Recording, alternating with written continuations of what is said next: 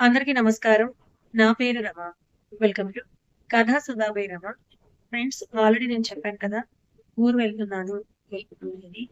మీకు దానికి సంబంధించి ఒక 2, 3 క్లిప్స్ అనేవి మన ఛానల్ షార్ట్స్‌లో వేస్తాను. ఒకసారి చూడండి. మా ఊరు తిరునాళ్ళు మీరు కూడా చూద్దురుగాని.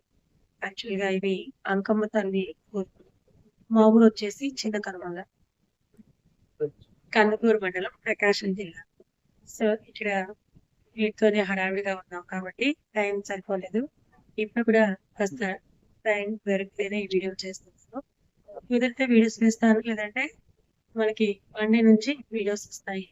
మరి లేట్ చేయకుండా స్టోరీలోకి వెళ్ళిపోదామా? దానికన్నా ముందు ఒక చిన్న మాట. మన ఫాలోవర్స్‌లో ఎంతమంది ప్రకాశం జిల్లా వాళ్ళున్నారు? అందులోను కందుకూరు వాళ్ళు, అందులోను ఎస్పెషల్లీ చిన్న కనుమల వాళ్ళ ద్వారా కామెంట్ చేయండి ఉంటే. ఓకేనా? కామెంట్స్‌లో మాట్లాడుకుందాం. మరి కథలోకి వెళ్ళిపోదాం. మీతో చుంబనమే 53వ భాగం. రచయిత సునంద రామ్ గారు. ఈ రోజు ఎపిసోడ్‌లో ఏం జరుగుతుందో చూద్దామా? కథలోకి వెళ్ళే ముందు లైక్ చేయండి, హైప్ ఇవ్వండి, కామెంట్ చేయండి. చూడు బావ, నాకు డబ్బు తీసుకొని పక్కలోకొచ్చేటోళ్ళకి నాకు ఆ రూపీనే కావాలి. దాన్ని పెళ్లి చేసుకొని దాన్ని సుఖపెడుతూ నేను సుఖపడతానంటే అది వినడం లేదు. దాని సంగతి రేపు అటో ఇటో తేల్చి పడేయాలి నాయనా. దాని ఒంటి నుండి వచ్చే వాసనకే నాకు ఒంట్లో నరాలన్నీ వేడి పుట్టి గోల చేస్తున్నాయని మరోసారి గట్టిగా గాలి పీల్చుతూ రూపీ వెళ్ళిన వైపే అడుగులు వేస్తాడు రావణ్. అయ్యి రావణ్, ఎక్కడికి రా? చీకట్లోకి వెళ్తున్నావు అని మరోసారి ఆపాలని చూసిన శరభయ్య చేతిని ఎదిరించుకొట్టి లోపలికి పో బావా అని గట్టిగా అరవడంతో అతని గొంతులోని స్థిరత్వానికి భయపడి 2 అడుగులు వెనక్కి వేస్తాడు శరభయ్య. అతని గొంతుకి రూపి ఓ క్షణం ఉలికిపడి ఉన్న చోట పోతే చీకట్లో ఆమె వైపే దూసుకొస్తున్న 6 అడుగుల భారీకాయని చూస్తే కొన్ని వేగంగా ముందుకు అడుగులు వేస్తుంది. ఎవరక్కడ? చీకట్లో కనిపిస్తున్న ఆకారం ఎవరిదో అర్థం కాక వేగంగా అడుగులు వేస్తూ అటువైపు వెళ్తున్న రావణ్‌కి మరోసారి గట్టిగా వాసన పీల్చి రూపి అక్కడే ఆగువే అని నవ్వుతూ అడుగుల వేగాన్ని పెంచుతాడు రావణ్. అతను తన ఒంటి నుండి వచ్చే వాసనని చూసి ఎలా అయినా తను వెనకే వస్తూ చీకట్లో కూడా కనిపెట్టగలడని అర్థమైన రూపి అక్కడికి దగ్గరలో ఉన్న ఓ ముక్కను చూసి ఊపిరి పీల్చుకుంటుంది. ఇక ఆలస్యం చేయకుండా ముక్క వైపు నడుస్తుంది. ముక్కుకి చీర కొంగు అడ్డు పెట్టుకున్న రూపి ఆ మొక్కకి ఉన్న పువ్వుల్ని తుప్పి ఆ చీకటిని ఒంటికి రాసుకుంటుంది. ఇలా చేయడం వల్ల ఒకలాంటి దుర్గంధం వచ్చి తన వేడి పరిమళాన్ని దాచేసి అతన్ని ఆమె వైపు రాకుండా చేస్తుందని రూపి ఆలోచన. కాస్త ముందుకు వచ్చిన రావణ్‌కి భరించలేని వాసన అతని నాసికాన్ని తాకడంతో ఉన్న చోటే ఆగిపోయి ముందుకు చూస్తాడు. చీకట్లో ఎవరూ కనిపించకపోవడంతో ఇక ఆ వాసన భరించలేనన్నట్టుగా కాసేపు అక్కడే ఆగి చుట్టుపక్కల ఎక్కడున్నా రూపం ఉందా అని చీకట్లోని కళ్ళతో వెతికి ఎక్కడా తను కనిపించకపోవడంతో ముక్కు మూసుకొని వెనక్కి వెళ్ళిపోతాడు. రావణ్ వెళ్ళిపోవడం చూసి గుండెలపై చేయి వేసుకొని పరుగులాంటి నడకతో ఇంటి వైపు దారి పట్టిన రూపి దారిలో ఉన్న కొలనులో ఆ వాసన పోయేదాకా స్నానం చేసి ఇంటికి వెళ్ళిపోతుంది. రాత్రి జరిగిందంతా ఇంట్లో చెప్పి చీకట్లోని తండ్రిని తోడుగా తీసుకొని తల్లి బిడ్డని ఎత్తుకొని సాయంగా రావడంతో ఆ గూడెం చివరి ఉండే పెద్దయ్య దగ్గరికి బిడ్డను తీసుకొని వెళ్ళిపోతుంది.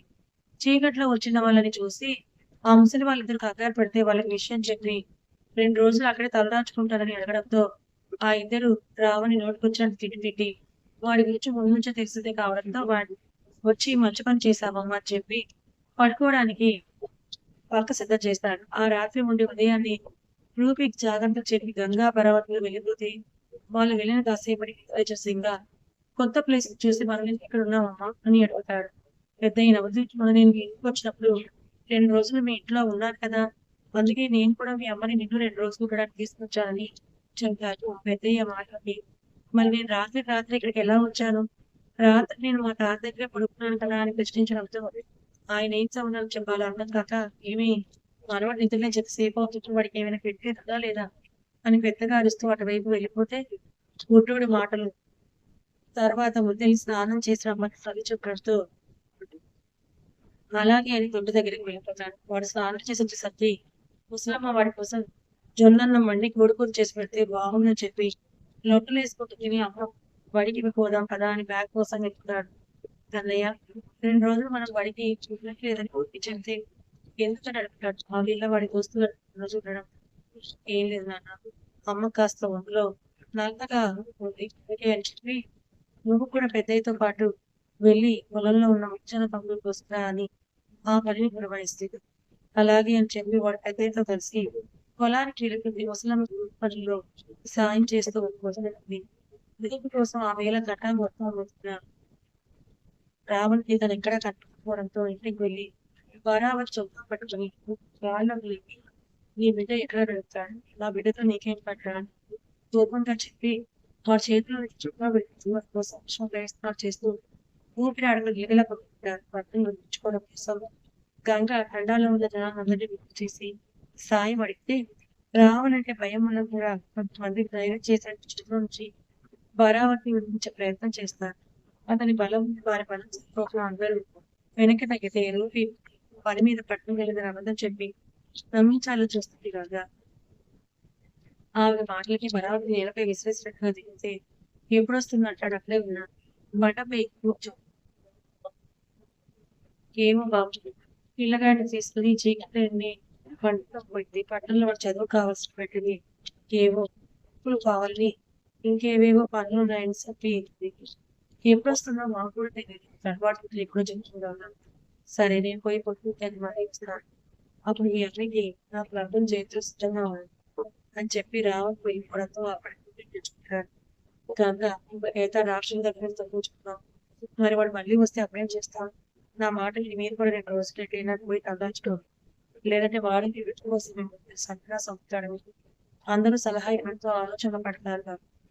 ఏమయ్యో వాళ్ళ మాటల్లో కూడా నిజం ఉన్నారు కదా, వాడు చీకటి పొద్దు మళ్ళొచ్చి నీ గొంతు పట్టుకుంటే నేనే నిన్ను చంపడం మళ్ళీ చూడలేక వాడి మెసేజ్ అప్పుడు వాడి చేతుల్లో మన అన్ని జీవితం నాశనం అవుతుంది. భర్త సర్ది చెప్పాలని చూస్తుండగా ఆ ఎదురు భయపడి మనం దాక్కునేది ఏం కదా అని చిరాగ్గా అంటే మనమేం దాక్కుపోతున్నాయా, ఆపద సమయంలో తెలివిగా ఆలోచిస్తున్నాం.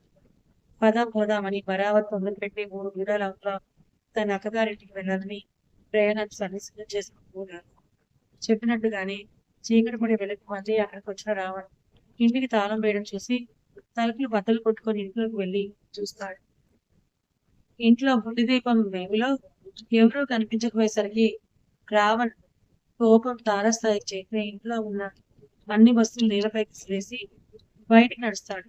అప్పటికే వాడు చేస్తున్న వీరంగం చూసి ఊరిలోని మిగతా జనాలు ఇళ్లలో నుంచి బయటకు వస్తే వారిలో ఒక చొక్కా పట్టుకుని పైకి వాళ్ళందరూ ఎక్కడికి వెళ్ళారని అడుగుతాడు.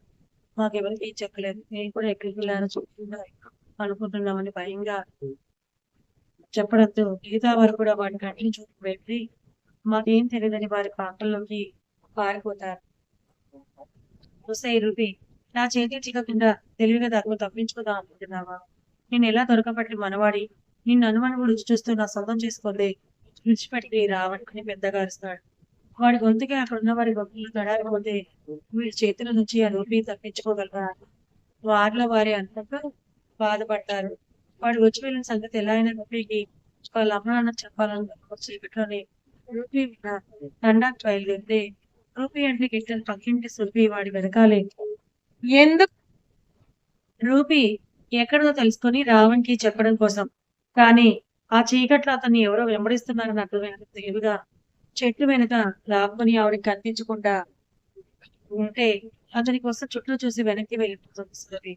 నాకు తెలిసిన వేషాలు బాబు ఆ ఏమో అందరితో మంచిగా ఉండి సాయం చేస్తూ అందరి దృష్టిలో మంచి తప్పడం చూసి ఓర్వలేక కళలో నిప్పులు పోసుకుంటూ ఇవాళ అవకాశం రాగానే ఆ ఎన్ని జీవితాన్ని ఆ ఏదో చేతిలో నాశనం అయితే చూసి కళలు చల్లపరుచుకోవాలని చూస్తున్నాం. ఏ మనుషులో ఏంటో అని చూస్తూ సురభి వెళ్ళిపోయిందని కన్ఫర్మ్ చేసుకొని రూపీ ఉన్న గూడెం వైపే వెళ్ళిపోతాడు. అన్నయ్య ఏంటి అలా ఉన్నావు, వదిన గుర్తొచ్చిందా, పాపకి ఫీడ్ చేయించడానికి వచ్చిన ఆద్య అన్నయ్య ముఖం డల్గా మారడం చూసి బాధగా అడుగుతుంది. మర్చిపోతే కదరా గుర్తు తెచ్చుకోవడానికి, పాపని ఆద్య చేతికిచ్చి ఆఫీస్లో చిన్న వర్క్ వెళ్తున్నానని చెప్పి బయటకు వెళ్ళిపోతాడు. సిద్ధుని చూసి నిట్టూరుస్తూ వదిన అన్నయ్య నమ్మినట్టుగా నువ్వు అసలు బ్రతికే ఉన్నావా, ఉంటే ఎక్కడున్నావు అని బాధగా అంటూ అంతా అని పిలుస్తున్న పాప పిలుపుకి ఆలోచన నుంచి బయటకు వస్తుంది. అవును తల్లి, మీ అక్క గురించే మాట్లాడుతున్నాను, ఒకవేళ మీ అత్తగారికి వెళ్తుంటే నీకోసం బావ కూడా వస్తాడు. అప్పుడు బావని బాగా చూసుకోవాలి సరేనా? ఓ మీకు చూసి బాగా బావని అతనికి కూడా చెప్తున్న బావ మాటలు మురిసిపోతూ ఒక కన్నీరు పెట్టుకుంటుంది ఆద్య. మధుకి ఏదో జరగబోతుందని శత్రు మనసు కన్నీరు చెందుతుంటే ఎక్కడికి వెళ్ళాలి, ఎలా తనని కాపాడుకోవాలో అర్థం కాక కార్ స్టార్ట్ చేస్తే గమ్యం ప్రయాణం చేస్తాడు సిద్ధు. మరో 2 రోజులు కూడా రూపీ కోసం వెతికిన రామకి రూపీ ఎక్కడుందో అర్థం కాక పిచ్చిపెట్టినట్టుగా అవుతుంది. పట్నంలో 10 మంది వెళ్ళమని వాయిస్తున్నాడు సిద్ధయ్య. అది నా కంటపడే వరకు నేను ఏడికి పోయేది లేదని కరాఖండిగా చెప్పిన రావణ్ గూడాలన్నీ కూడా జల్లెడ పడడం మొదలు పెట్టాడు. ఎంత వెతికినా రూపీ కనిపించకపోయేసరికి రావణ్లో ఎలా అయినా రూపీని వెతికి పట్టుకోవాలన్న పంతం పెరిగిపోయింది. శరభయ్య ఎంత నచ్చ చెప్పి పట్నం వెళ్ళమని చెప్పినా వినకుండా గూడాల్లోని ఇళ్లన్నింటినీ కూడా సొగ చేయమని చెప్పి అతని మనుషులకు పలికి దబాయిస్తాడు. ఆ విషయం తెలుసుకున్న పెద్దయ్య రూపిని బయటికి వెళ్లకుండా జాగ్రత్తగా ఉండమని గొట్టంలో ఆమె దాచిపెడుతూ గొట్టంలో ఆమె కనిపించకుండా అడ్డుగా అప్పటికే ఉన్న ధాన్యం నిలువల్ని అడ్డుగా పెట్టి బయట ముసలావిడ కాపులా ఉంటుంది. రావణ మనుషులు గూడాలన్నీ వెతికి ఎక్కడ రూపి కనిపించలేదని చెప్తే ఒకవేళ పట్నం వెళ్ళిందా అని ఆలోచన పడతాడు రావణ్. అలా రోజు మొత్తం వెతికి వెతికి ఎక్కడ రూపి జాడ లేకపోయేసరికి రావణ్ మనుషులు గూడలని వెతికి ఎక్కడా రూపీ కనిపించలేదని చెప్తే ఒకవేళ పట్నం వెళ్ళిందా అని ఆలోచనలో పడతాడు రావణ్.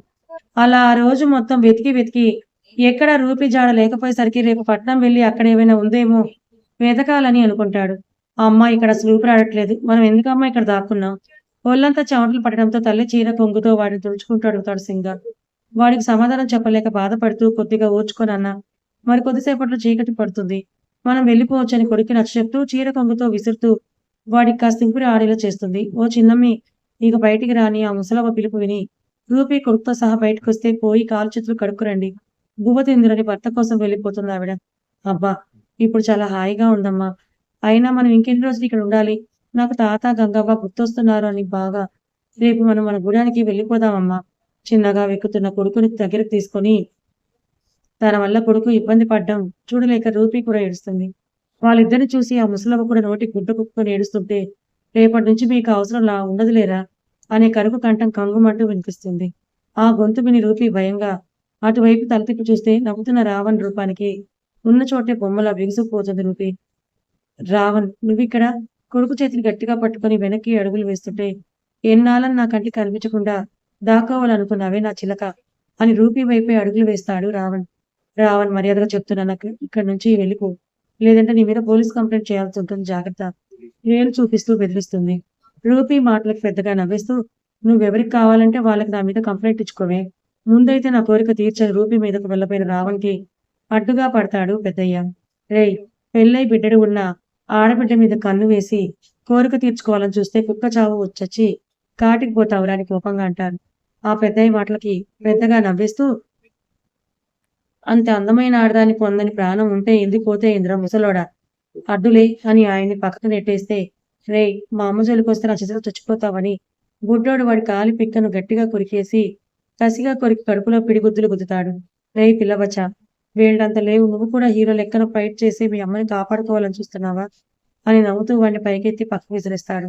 కన్నయ్య అని రూపీ కొడుకు వైపు పరిగెత్తపోతే చెయ్యి పట్టి ఆపి రూపిని భుజాన్ని వేసుకొని ముందుకు నడుస్తాడు. రావణ్ వీపు మీద పిడిగుద్దులు గుద్దుతూ అతని నుంచి విడిపించుకోవాలని చూస్తున్న రూపీ దెబ్బలు వాడికి చీమ కుట్టినట్టయినా, లేకపోతే నిన్ను లగ్గం చేసుకుని నీతో పండాలి అనుకుంటే నువ్వే 2 రోజులు అని దాక్కొని నాకు కనిపించకుండా ఆటలాడి కోపం తెప్పించావి.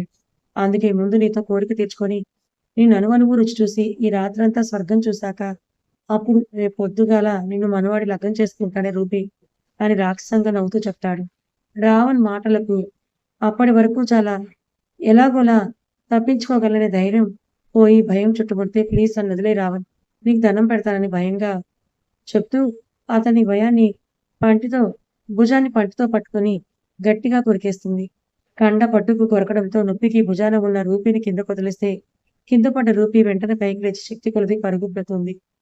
ఎక్కడికి పోతావే, ఇవాళ నిన్ను నా దగ్గర నుంచి ఎవరూ కాపాడలేదని కోపంగా చెప్తూ రూపీ పరుగులు పెడుతున్న వైపు వేగంగా అడుగులేస్తాడు. వెనక్కి తిరిగి చూస్తూనే ఆ చీకట్లో చెట్ల వెంట పరుగులు పడుతున్న రూపీ మానం కోసం గట్టి పోరాటమే చేస్తుంది. అలా పరిగెడుతూ ముందున్న రాయిని తట్టుకొని కింద పడిపోతే ఆమెకు అతి చేరువగా వచ్చిన రావణ్ణి భయంగా చూస్తూ కాలు బెనకడంతో కాలిని కదుపుకుంటూ ప్రాణం పోతున్నంత నొప్పిగా అనిపిస్తున్నా కూడా అలాగే నిలబడలేక వెనక్కి జరుగుతూ చూస్తుంది.